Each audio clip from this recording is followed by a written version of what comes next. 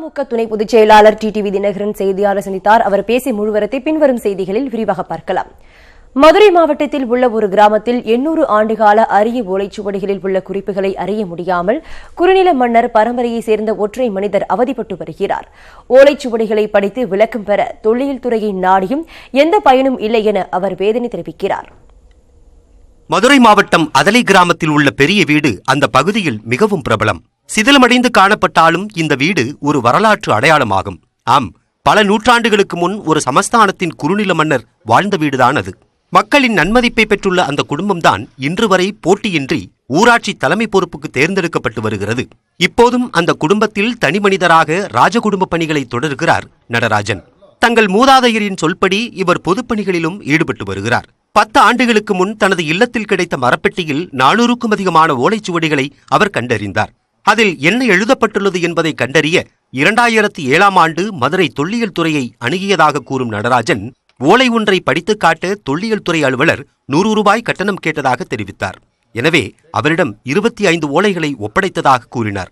அந்த அலுவலர் மாற்றலாகி போன நிலையில் ஓலைகளை இழந்ததுதான் மிச்சம் என்றும் 10 ஆண்டுகளாக பயனேதும் இல்லாமல் தொல்லியல் துறை அலுவலகத்திற்கு சென்று வருவதாகவும் அவர் வருத்தத்துடன் தெரிவிக்கிறார். என்ன சார், எதுக்கு எடுத்தாலும் பணம்னா என்ன சார், இது ஓலைக்கு 100 ரூபா கேட்குறீங்க, இதை ஒட்டுறதுக்கு 100 ரூபா கேட்குறீங்க, இதை வச்சு நான் என்ன சார் பண்ண போனேன்? பின்னொரு தலைமுறைக்கு ஒரு ஏதாவது நல்ல செய்தி இருந்தால் தெரியுமே சார் அப்படின்னு சொன்னது அவர் எதுவுமே கேட்கல சார். இப்போ நான் இதை 10 வருஷமாக அலைஞ்சிக்கிட்டு இருக்கேன். யாருமே இதை படித்து அதை கொண்டு வர்றதுக்கு அரசு தொல்லியல் துறை, மதுரை மாவட்ட தொல்லியல் துறை சுத்த வேஸ்ட்டு சார். இதை படித்து சொல்கிறது போனாலும் மதிக்கிறதே கிடையாது. அந்த ஓலை 25 ஓலை போச்சு, இதுவும் போச்சு. பக்கத்திலேயே வரலாற்றை வைத்துக் கொண்டு அது என்ன என்று அறிய முடியாமல் தவிக்கும் நடராஜன், தமிழக தொல்லியல் துறை தனக்கு உதவ வேண்டும் என்று கோரிக்கை விடுத்துள்ளார். சம்பந்தப்பட்ட தொல்லியல் துறை அலுவலர் மீது நடவடிக்கை எடுக்க வேண்டும் என்றும் வலியுறுத்தியுள்ளார்.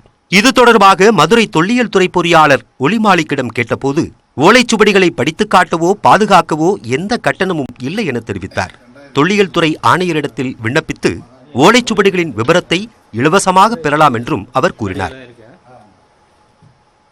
இங்கு ஒருவர் 800 ஆண்டுகள் பழமையான ஓலைச்சுவடிகளை வைத்துக்கொண்டு அதில் இருப்பது என்ன என்பதை அறிய முடியாமல் தவித்துக் கொண்டிருக்கிறார். உடனடியாக அரசு துறை தலையிட்டு அவருக்கான உதவிகளை செய்ய வேண்டும் என்பதே அனைவருடைய எதிர்பார்ப்பு. ஒளிப்பதிவாளர் ராம்குமாருடன் ஸ்டாலின், அவனித கிருஷ்ணன், நியூஸ் 18 தமிழ்நாடு, மதுரை.